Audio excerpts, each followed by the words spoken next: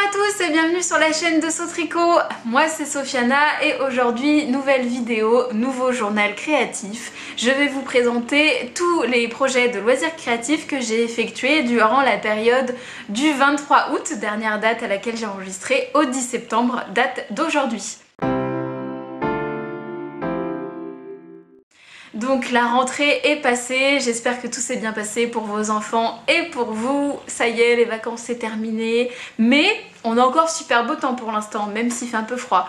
Apparemment il y a pas mal de gens qui attendent l'automne, moi je suis un petit peu entre les deux. Vous voyez, genre maquillage d'été, mais j'ai quand même les manches longues et puis je suis en train de penser à l'automne. C'est un peu une période spéciale septembre ici.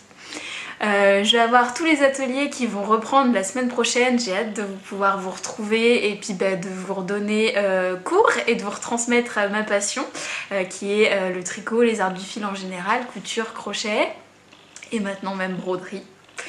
Donc aujourd'hui je vais vous présenter du crochet, de la broderie et de la couture. Sacrilège, il n'y aura pas de tricot dans cet épisode. Et oui, comme je viens de vous le dire, j'ai beaucoup de loisirs créatifs et en l'espace de 2 semaines, j'ai pas le temps de pouvoir faire tout ce que j'ai envie de faire ou d'avancer pour pouvoir vous le montrer. En ce moment, j'ai très envie de crocheter et d'avancer dans ma broderie pour pouvoir la porter. J'ai aussi eu le temps de faire pas mal de couture, mais du coup j'ai mis le tricot au second plan puisque ce sont des gros projets. Donc je vous les montre pas, mais j'ai quand même très bien avancé. Le corps du pull pour mon beau-père est terminé et je suis dans la deuxième chaussette pour mon chéri. Mais je vois pas l'utilité de vous le montrer maintenant puisque j'aurai rien à vous dire. Donc vous le verrez au prochain épisode, ça c'est sûr, c'est promis. Et si je le fais pas, vous pourrez me taper sur les doigts. Par contre, il y a pas mal de crochets que j'ai envie de vous montrer. Donc on va commencer par ça. Alors en crochet, qu'est-ce que j'ai fait? Alors la toute première chose que j'ai faite en crochet, c'est des éponges. Alors je vous montre la première.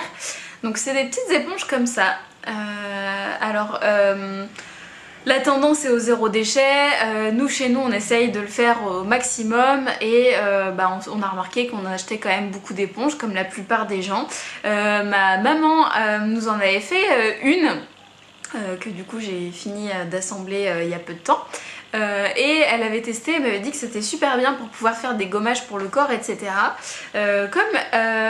Il lui restait pas mal de fils, elle me les a prêtés, enfin, du coup donnés, pour que je puisse en faire à mon tour. Donc j'ai commencé par crocheter cette petite éponge là pour pouvoir tester et voir si ça nous convient à moi et à mon compagnon. Du coup j'ai testé celle-ci dans un premier temps parce que je voulais pouvoir faire ma vaisselle avec. Donc voilà. Qu'est-ce que je peux vous en dire? Alors le modèle de l'éponge, c'est un modèle qui vient du livre Creative Bubble de Rico Design.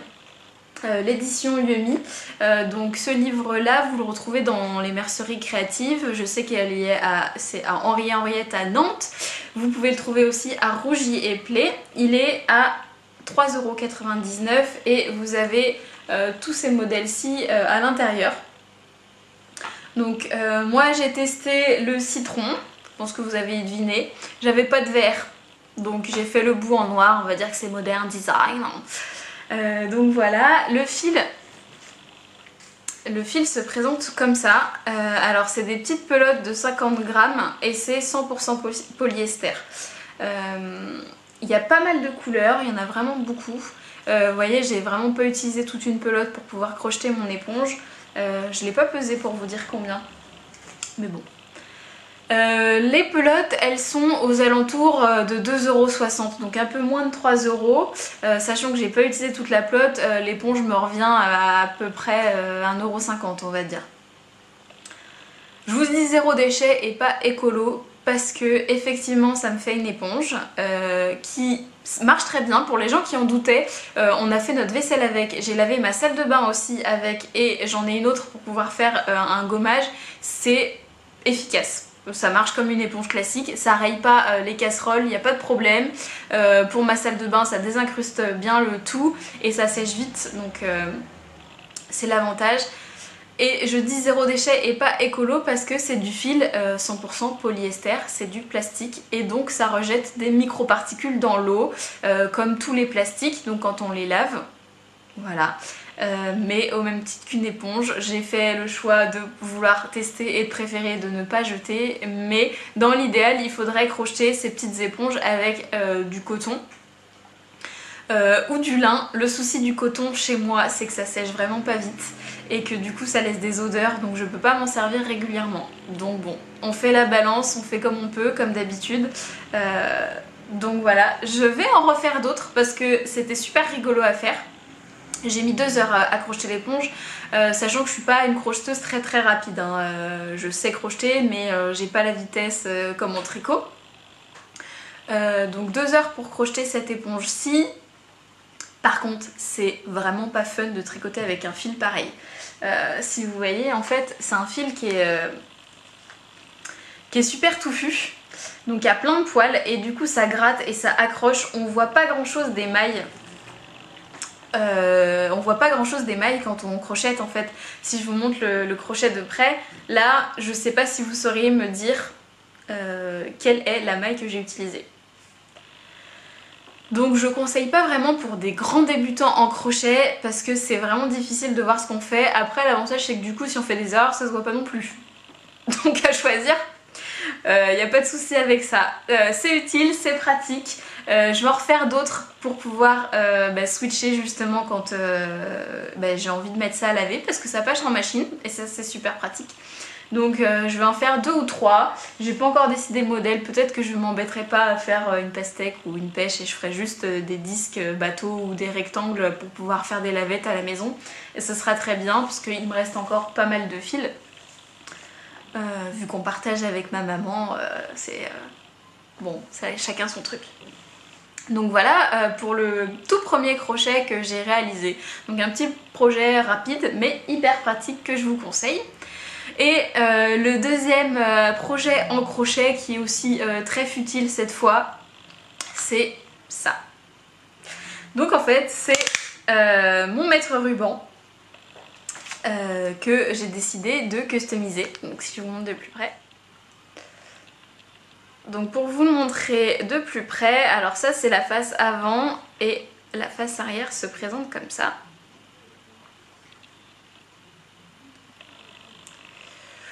Bon bah faut se le dire, hein, les mètres rubans ils sont pas hyper folichons, le mien il était super moche, c'était un mondial tissu mais je m'en sers tout le temps parce que c'est le seul mètre que j'ai trouvé avec les pouces à l'arrière et comme je tricote souvent des modèles en anglais c'est quand même super pratique de pouvoir mesurer en pouces.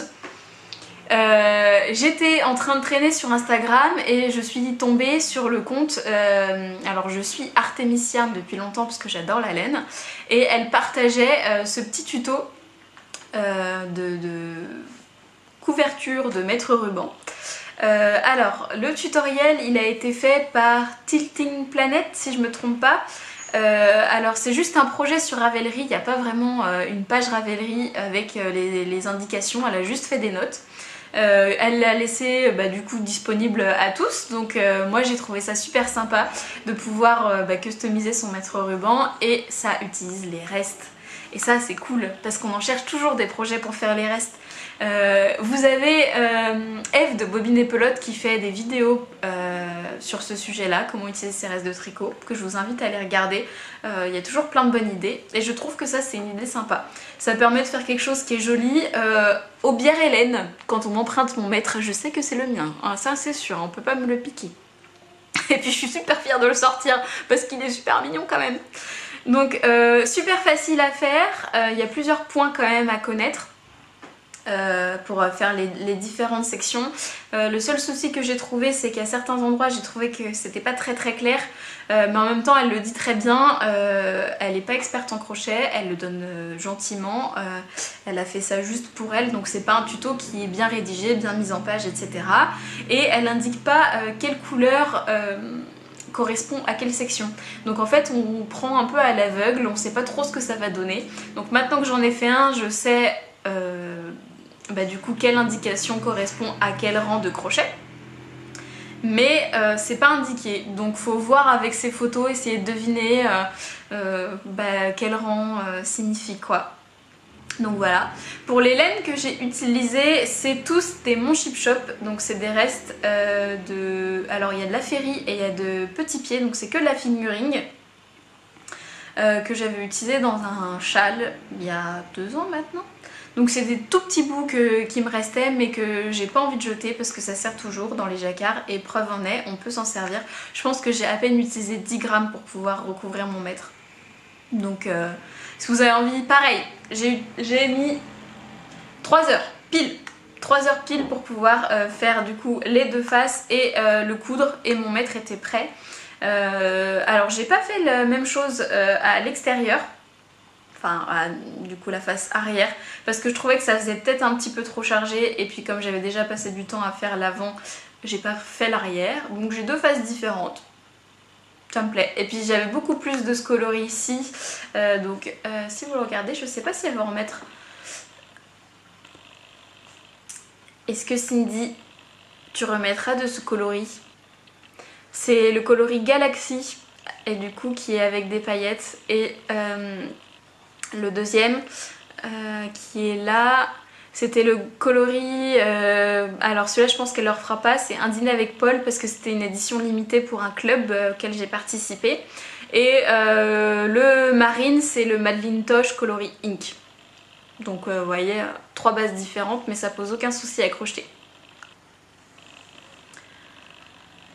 Donc voilà pour le crochet, franchement c'est hyper idiot mais voilà, ça me rend contente. Puis en plus maintenant ça va bien avec mon sac à projet qui est tout en jean, donc on est en bleu marine, tout ça. Bientôt je me referai, ah mais je vais vous montrer ça après, je vais pas vous le dire, j'irai le chercher tout à l'heure.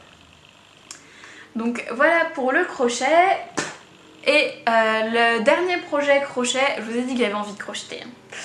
Le dernier projet crochet que je suis en train de réaliser, c'est un col.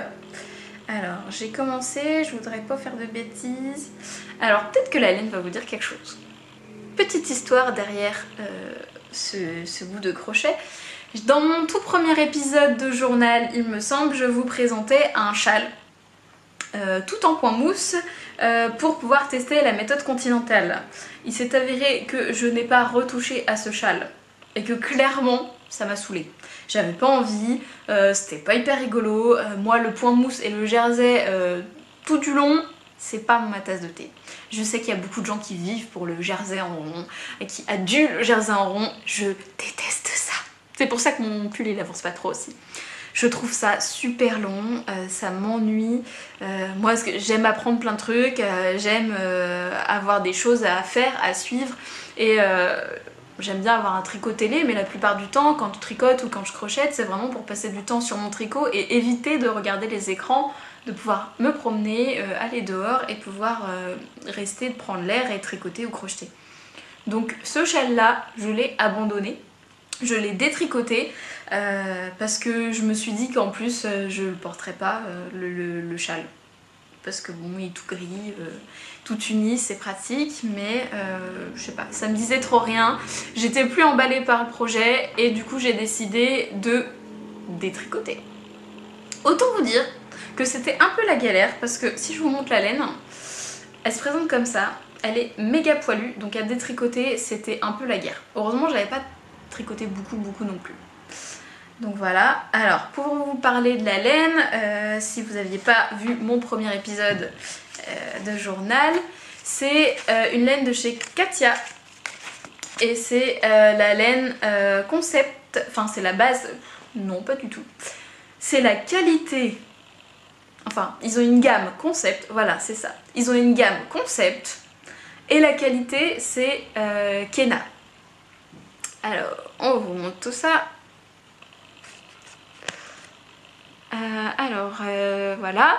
Donc, Superfine Alpaca. Et donc, on est sur du 78% alpaca et 22% polyamide. J'avais choisi ça pour le châle parce que d'une, l'alpaca c'est super doux. Et je voulais du polyamide parce que pour un châle ou pour un col, personnellement je les porte beaucoup et je les balade beaucoup et je voulais que ce soit quelque chose qui soit quand même assez résistant, que je puisse mettre en machine ou quoi que ce soit. Enfin un bon truc bien solide quoi. Donc polyamide c'était pratique. Et en même temps c'est quand même une jolie qualité parce qu'il y a quand même beaucoup d'alpaga dedans. Et donc j'ai détricoté tout mon châle et comme j'avais envie de crocheter, et que j'ai jamais fait de vêtements au crochet, j'ai toujours fait que des accessoires. Bon là c'est un accessoire vous allez me dire, mais au moins c'est une pièce que je vais porter. Je me suis dit qu'en fait un col ou un snoot c'était quand même plus intelligent. Je pense que si vous suivez Ambionne, elle était dans le même état d'esprit il y a quelques temps. Elle se disait les châles c'est sympa mais je les porte pas. Moi je porte beaucoup mes châles, mais c'est vrai que l'hiver les cols c'est quand même ce qu'il y a de plus pratique. Un bon gros snoot de doudou qu'on enfile juste comme ça. Donc j'ai cherché des cols. Et du coup j'ai cherché des cols en crochet avec la laine qui va bien. J'ai fait mes petites recherches sur Ravelry avec tous mes critères. Si vous savez pas comment faire, je vous invite à aller voir ma vidéo sur le sujet où je vous explique tout comment marche Ravelry, tout en français, je vous fais les démonstrations. La vidéo est un petit peu longue mais je vous montre vraiment tout ce qu'il faut savoir sur Ravelry. Donc j'ai utilisé mon propre tuto, vois-tu. Et j'ai commencé ce châle. Alors, là comme ça tu vois rien, tu vois pas ce que ça donne, je te mets une petite photo. C'est le châle Malia Col, enfin le col Malia Col de The Little Monkey il me semble. Donc en fait c'est un gros col avec un point de nope ou de bobble, ou de... en anglais c'est comme ça, et en fait ça fait des boules. Et si je vous montre de près ce que ça donne. Alors on a les boules, après on a une petite chaîne et puis on a les boules et au début on avait des côtes et c'est comme ça tout le long. Donc voilà. Et puis on fait une grande bande en fait. Ah, je suis en train de décrocher ce que je suis en train de faire la nouille. Titit. Donc voilà, en fait on fait une grande bande qu'on viendra ensuite assembler et pour faire le col. Donc pour l'instant moi j'ai monté moins de mailles que ce qu'elle demandait parce que je voulais quand même quelque chose qui soit assez près. Je pense que la laine va pas non plus se tenir vraiment droit, donc je voulais quelque chose qui soit proche et assez... je vais essayer de le faire assez haut. Et sinon effectivement avec ma laine on voit pas des masses le point, c'est quand même assez subtil. C'est pas hyper facile à crocheter parce que comme encore une fois il y a plein de poils. Pour voir les mailles et crocheter au bon endroit c'est pas forcément évident, mais je trouve que le rendu fondu comme ça est hyper intéressant, c'est assez délicat je trouve. Donc voilà, j'ai déjà crocheté une pelote, ce qui me fait un petit peu peur parce que j'en ai que 4. Donc je sais pas quelle taille va faire mon col. Au pire des cas j'irai en racheter parce que comme c'est de la laine industrielle entre guillemets, je vais pouvoir la retrouver facilement. Il faudra juste que j'ai le même numéro de bain et au pire pour un col c'est pas trop grave. Donc du coup là je suis dans ma deuxième pelote et puis j'avance ça petit à petit parce que le crochet là pour le coup ça me demande vraiment du temps de cerveau parce que je maîtrise pas encore tous les points et ça me demande vraiment de regarder ce que je suis en train de faire. Contrairement au tricot où quand c'est du jersey je tourne et j'ai pas besoin de faire attention à ce que je fais. Là le crochet j'arrive pas à piquer exactement dans les bonnes mailles si je regarde pas ce que je fais. Donc du coup je fais ça, j'aime bien faire ça en fin de journée juste après le travail quand il fait encore un peu jour. Je me pose dans le jardin, je prends mon crochet et puis c'est parti. Pour le tutoriel, c'est un tutoriel qui est gratuit, alors on peut pas le télécharger ce qui est un petit peu embêtant, mais c'est en accès libre sur son site. Elle a une vidéo pour expliquer comment on fait le point et comment on fait le col, donc c'est super bien fait, au top. Pour un premier projet à crocheter, je suis bien accompagnée, j'ai aucun problème. Donc voilà pour le crochet, c'est déjà pas mal. Après le crochet, je suis partie sur la couture et si vous avez suivi mes péripéties sur Instagram, vous savez déjà de quoi je vais parler. Donc pour la couture, je suis repartie sur un pantalon artisan. Je vous en ai montré un dans les épisodes précédents. Alors, j'avais un tissu, je vous montre tout de suite. J'avais ce tissu là. Alors, il est plutôt, je sais pas comment vous montrer, il est plutôt rose. C'est un rose pâle, un petit peu corail, là vous le voyez quand même très très clair. J'avais ce tissu là qui est en lin que j'avais acheté sur le marché à Paris pour pas très cher. Je pense que je devais en avoir eu pour aller entre 5 et 10 € les 2 mètres de tissu. Donc voilà.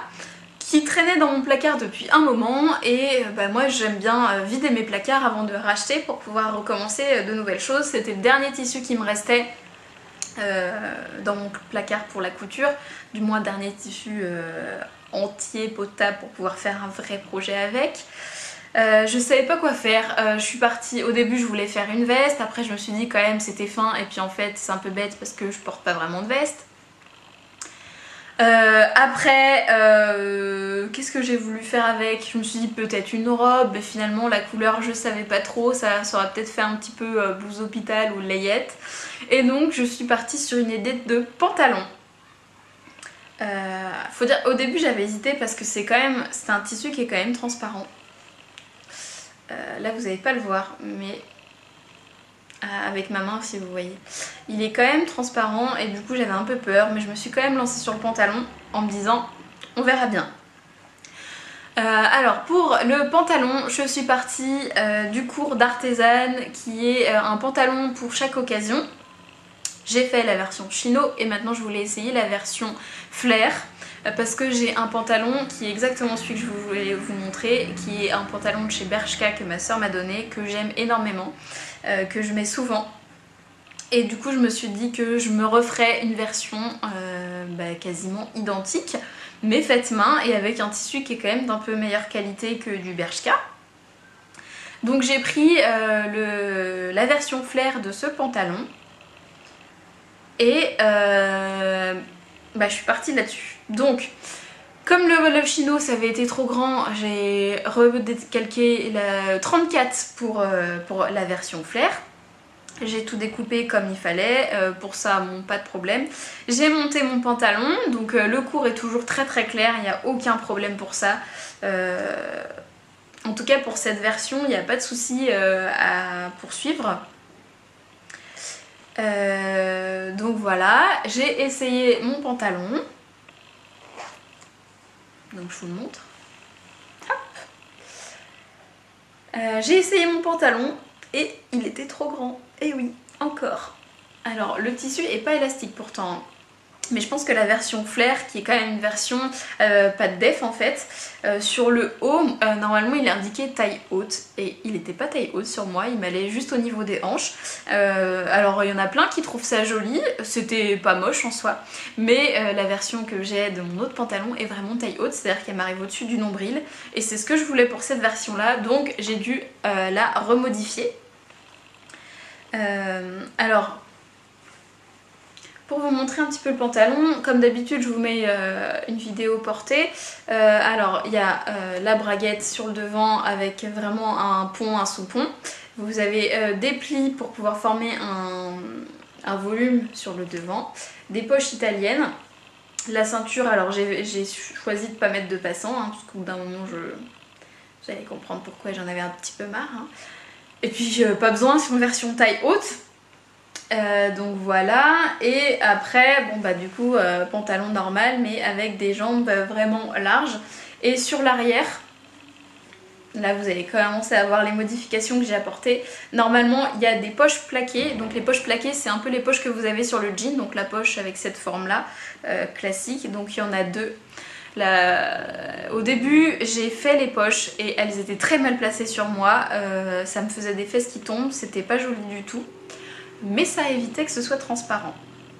Au final, avec l'avis de mon conjoint qui est très décisif dans le pantalon, puisque c'est quand même lui qui la plupart du temps voit mes fesses, on a décidé d'enlever les poches. Donc j'ai enlevé les poches, sauf que du coup pantalon transparent, et oui.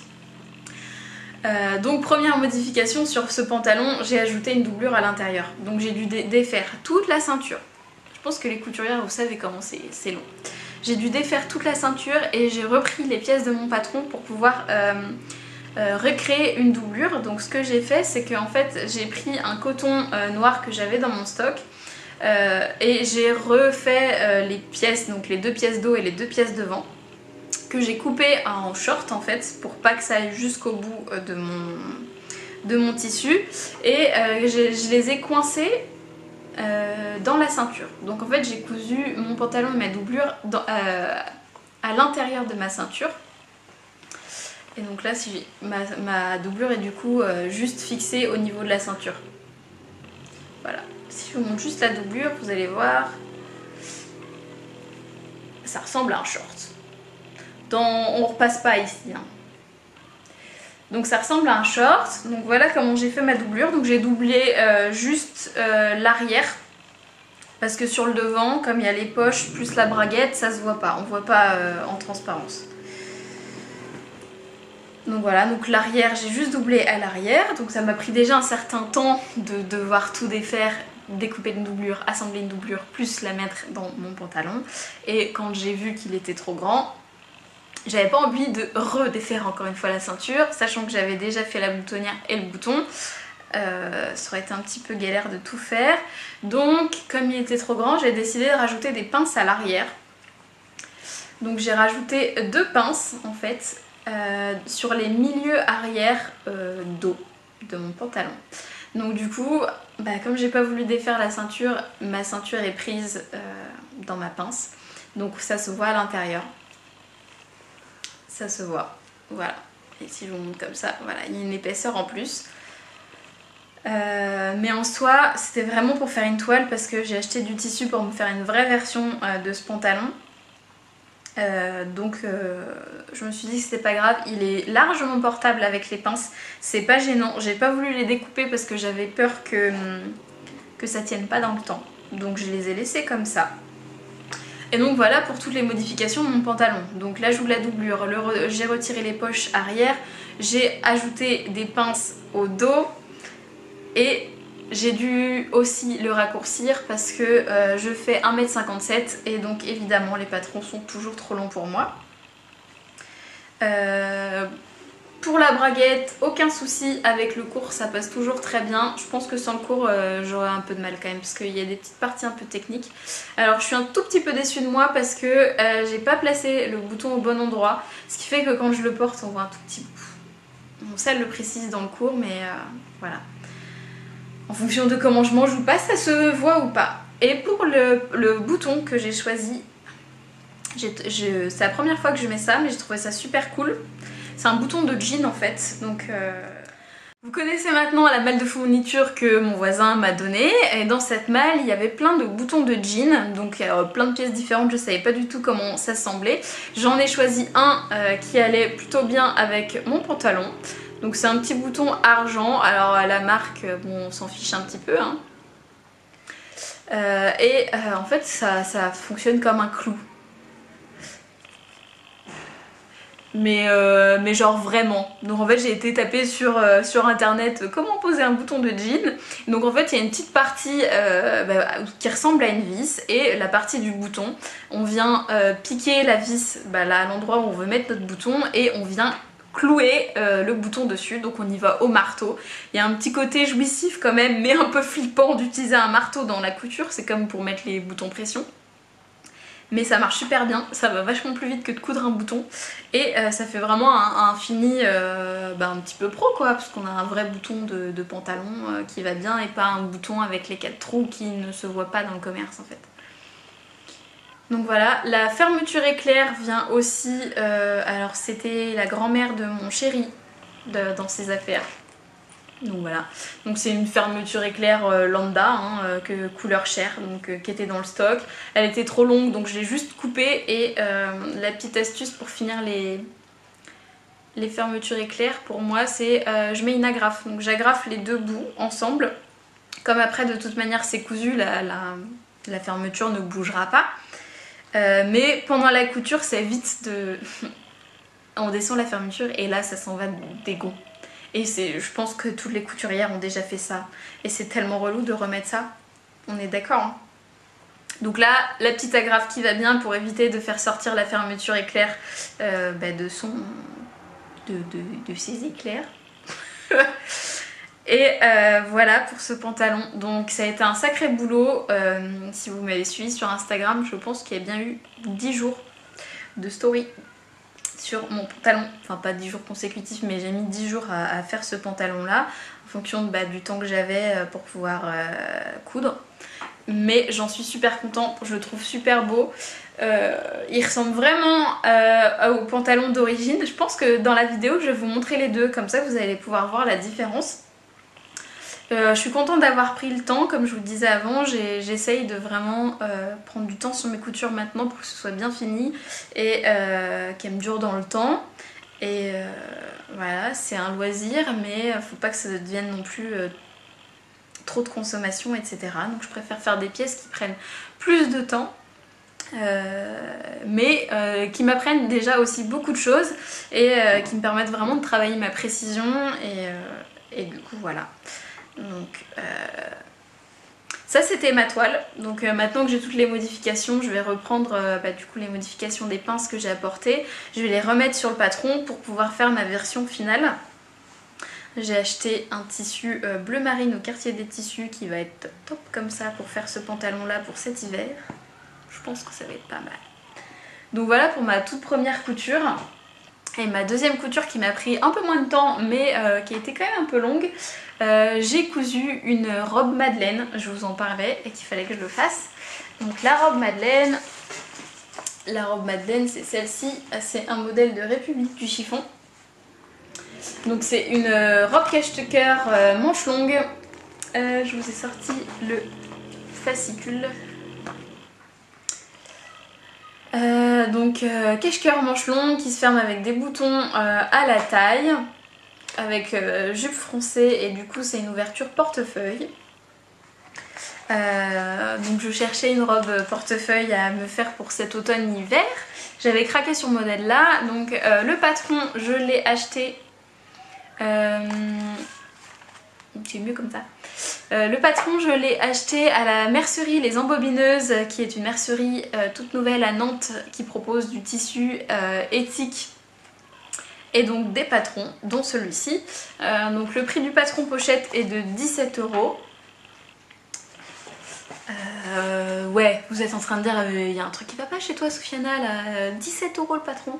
On est d'accord, le patron est un petit peu cher, mais c'est les patrons pochettes qui sont souvent plus chers que les PDF. C'est un patron que je vais refaire souvent, donc de toute façon il y a juste moyen de l'acheter en pochette, donc il n'y avait pas le choix. Mais je vais le rentabiliser, donc du coup voilà.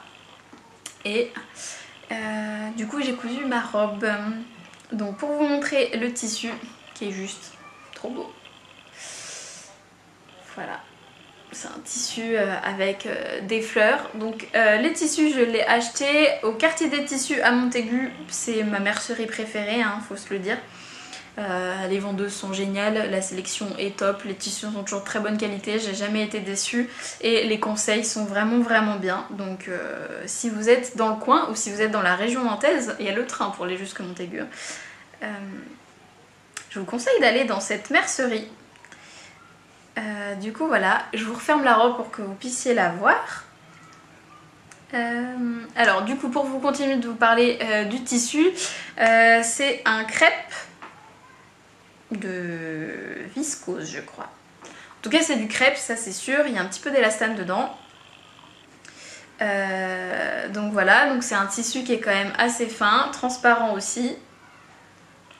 Mais l'imprimé j'ai craqué dessus, vraiment. J'étais avec ma mère et ma belle-sœur et mon compagnon. On y va en famille au quartier des tissus, hein, on aime bien. Donc on se déplace en clic et on a craqué sur ce tissu là, je le trouve super beau. Du coup je l'ai demandé. Alors normalement pour la robe il faut 2,10 m pour faire le tissu et j'étais en fin de rouleau donc je crois que j'ai eu 1,60 m. Donc j'étais short, mais comme je le trouvais juste trop beau, je me suis dit c'est pas grave, on tente quand même, sait-on jamais, vu que je fais souvent une taille plus petite, je passe souvent dans moins de métrage que ce qui est demandé. Je me suis dit on va tenter, on verra bien. Et j'ai bien fait de tenter parce que ma robe est passée mais à un cheveu dans mon tissu. J'ai zéro reste, mais genre pas du tout, je peux même pas caser une poche dans ce qui reste.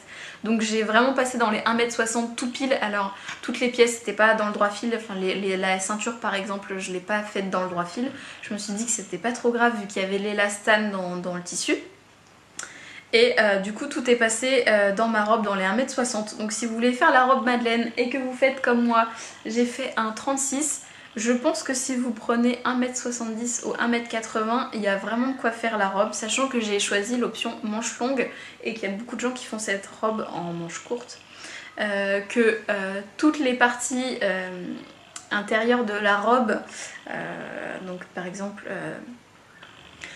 toute la robe est vraiment bien finie, donc il y a vraiment des enformes à l'intérieur, la ceinture est doublée, donc toutes ces parties de doublure, la jupe intérieure aussi qui ne se verra pas, elle n'est pas obligée d'être dans le même tissu. Donc je pense qu'il y a moyen de pouvoir caser ça dans moins de tissu que ce qui est recommandé. J'ai désenlevé le bouton, je le remets.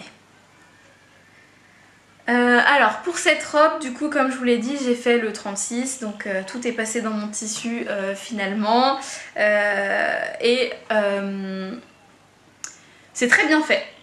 Le patron est très bien fait, par contre c'est pas très bien expliqué, je trouve. Il y a peu de choses, donc quand on est déjà couturière et qu'on a l'habitude, c'est pas grave parce que bon, on n'a pas besoin vraiment d'être guidé. Mais j'ai trouvé que les étapes de montage étaient un peu bizarrement faites. Enfin, il y a des étapes que moi j'ai du coup pas fait dans le même ordre. Déjà d'une parce que c'était la première fois que je faisais la robe, donc je préférais faire par exemple que le corsage et la jupe et les assembler pour voir ce que ça donne plutôt que de devoir déjà assembler les manches et faire des finitions alors que je savais pas si la robe allait m'aller. Donc voilà pour ça. Après du coup c'est vraiment très très bien fini comme je vous disais. Par exemple l'intérieur de l'encolure est toute doublée. La ceinture également, tout est doublé. Tout est surfilé. Alors la prochaine fois que je ferai la robe, je pense que je ferai des coutures anglaises, comme ça ce sera vraiment encore plus nickel parce que là c'est juste surfilé alors qu'il y aurait la place. Bon là vu que j'ai vraiment fait passer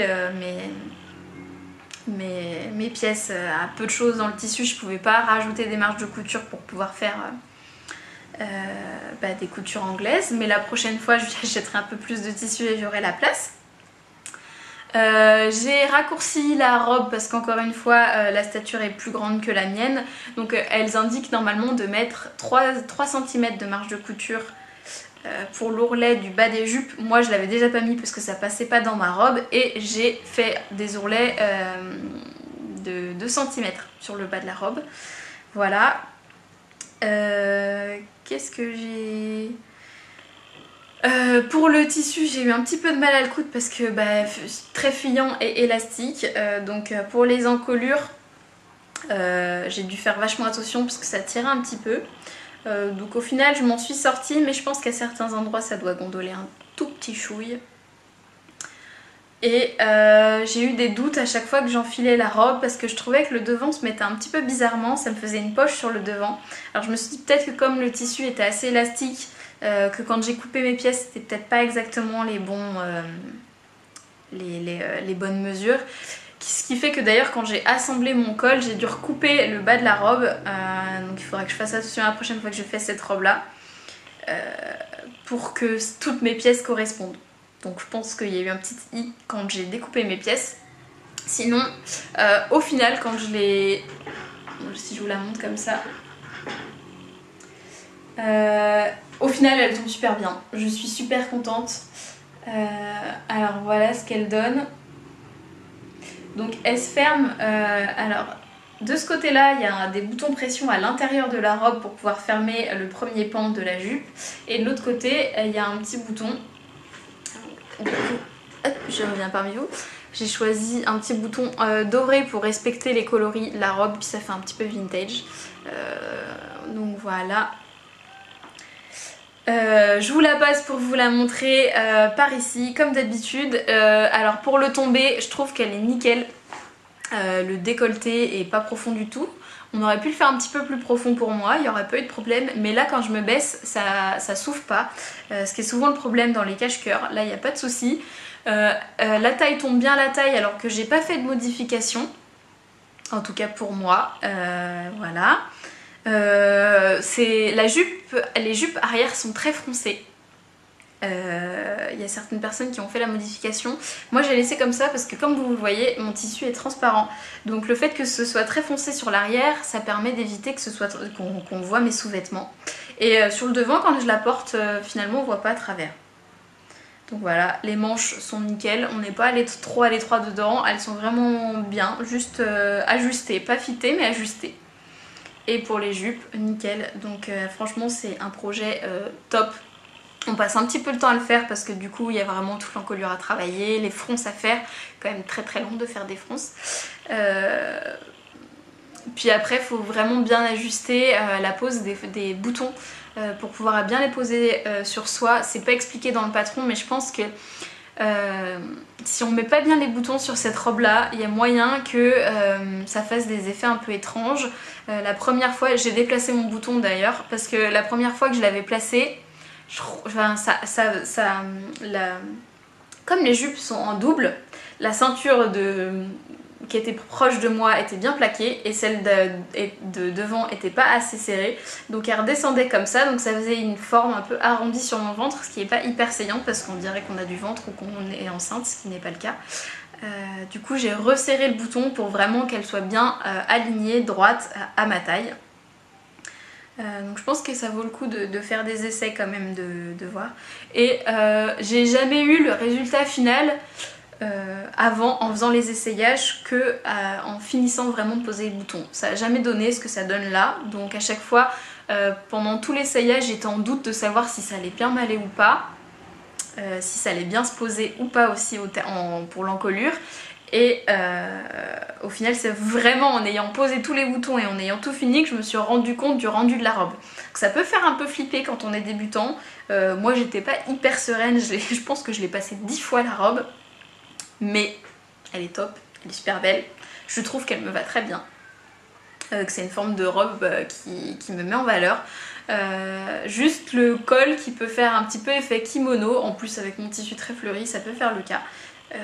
Mais elle est belle, je suis contente. J'ai hâte de la mettre à l'automne. Il va falloir que je me fasse un petit gilet pour aller avec maintenant quand même. Je pense à ça là, juste j'étais en train de faire les petites shoots là pour vous montrer comment la robe elle va. Je vous ai pas parlé du prix du tissu ni des fournitures. Alors le tissu, il vient du quartier des tissus, c'était si je me trompe pas 6,90 le mètre. Et j'ai eu besoin que d'1,60 m pour la robe, donc vous faites le calcul. Et sinon le bouton c'était du stock, les boutons pression pareil, donc bon on peut compter à moins d'1 €, ça c'est sûr. Et puis le fil pareil, hein, du noir j'en ai toujours, plus le thermocollant. Donc en tout pour la robe, bon allez, si on fait comme si j'avais pris 2 mètres, ça fait entre 15 et 16 € pour la robe. Donc on va compter 18 € pour la robe, donc pas plus cher que un vêtement du commerce avec du coup tout à ma taille et comme je la voulais. Et si on rajoute le prix du patron, donc 17 € pour le patron, donc du coup ça fait le double quoi. Donc 35 € pour une robe tout finie.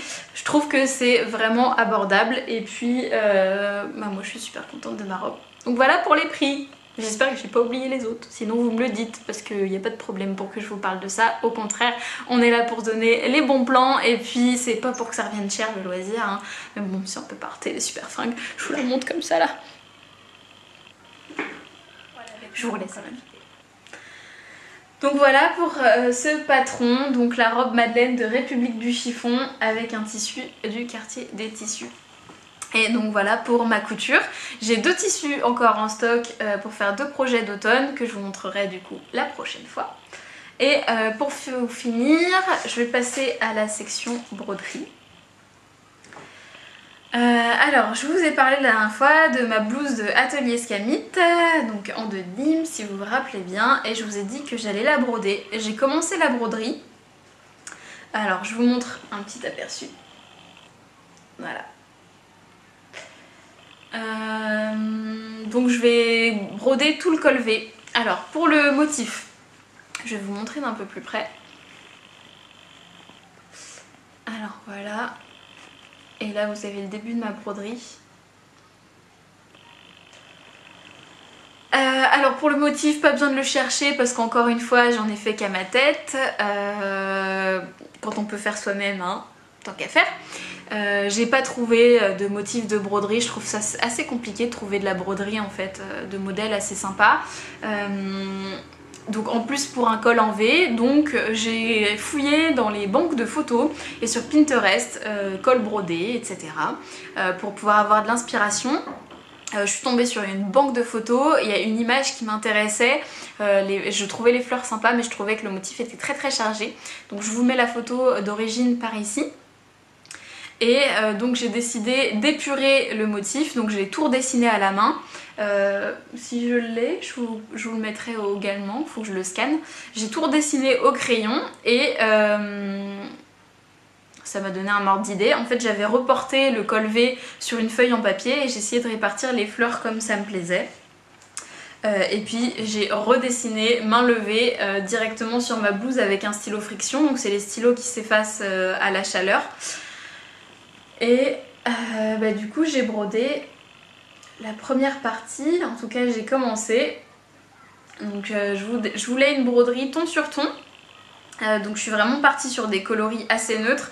Donc il y a un gris, un turquoise, un écru et un gris perle. Donc voilà, je pense que là vous allez voir toutes les couleurs. Donc le gris perle, le gris plus foncé pour les feuilles, le turquoise et le écru. Donc voilà, alors j'ai vraiment tout brodé, donc j'ai fait plein de points différents. Ça va être compliqué de tous vous les dire. En gros, j'ai fait d'abord le contour de toutes les fleurs avec du coup l'agencement de couleurs que je voulais. J'ai fait les feuilles avec un point de feuilles, mais je sais plus comment il s'appelle. J'ai fait tout en point arrière, des points de nœud pour faire des petites noppes. Et puis les tiges, j'ai tout surjeté. Donc voilà. Et au final, ça faisait un petit peu fade, juste comme ça. Donc je vous ai consulté et vous m'avez dit que c'était plus joli rempli. Donc j'ai commencé à remplir. Donc voilà. Donc j'ai commencé à remplir et puis c'est pas hyper rigolo. Donc là c'est du point passé plat. Donc faut toujours piquer très près. C'est vraiment du travail de précision. Donc ça va me prendre un petit peu de temps, plus que ce que je pensais. Donc là du coup je me suis vraiment mis dessus parce que j'ai pas du tout commencé. J'ai pas du tout commencé le deuxième côté de la blouse. Et puis si je veux la porter pour cet automne là, faudrait que je m'active un peu. Donc tous les fils viennent de chez Action comme d'habitude hein. J'espère que j'aurai assez de fils parce que je suis pas sûre. Au début j'avais pas prévu de les remplir. Donc du coup voilà. Peut-être que je les remplirai pas toutes, faut voir. En fait là c'est vraiment broderie cool la vie quoi. J'y vais petit à petit, je fais un peu à ma sauce. Et puis j'expérimente parce que du coup je suis vraiment débutante en broderie, donc j'ai envie d'essayer plein de trucs et puis je vois ce que ça donne. Si vous êtes intéressé par le motif, vous n'hésitez pas à me le dire, hein, je serais ravie de pouvoir le partager avec vous, il me suffira de le scanner et puis de le mettre un petit peu au propre sur Photoshop. Mais si ça vous intéresse de pouvoir reproduire ma broderie, je serais super contente de vous le partager, ça sera gratuit. Donc voilà. Je pense qu'il faut pas hésiter à se lancer quand même en broderie, hein. On teste, de toute manière on risque rien, au pire on défait, voilà, ma blouse sera pas perdue, j'aurai juste à enlever le fil et puis mon dessin, et voilà. Donc un projet à la fois en broderie, hein. Je vais pas commencer autre chose pour l'instant, je suis là-dessus, j'ai envie de terminer là-dessus et je pense que c'est ce que je vais faire tout de suite après cette vidéo. Donc voilà pour mes projets de ces 2-3 semaines à peu près. Pour celles qui manquent le tricot, je pense à vous, vous en faites pas, je serai là dans l'épisode prochain. Et pour les autres, merci de m'avoir suivi jusque là. On se retrouve comme d'habitude sur les réseaux sociaux, vous avez tous les liens juste en bas et puis dans le générique juste après. Vous avez aussi tous les liens des projets dont je parle dans la barre d'infos avec les temps de chaque section. Et puis d'ici là, crochetez bien, brodez bien, tricotez bien, cousez bien, faites tout ce que vous avez envie de faire, profitez du soleil tant qu'il est encore là et puis on se retrouve dans une prochaine vidéo. À la prochaine!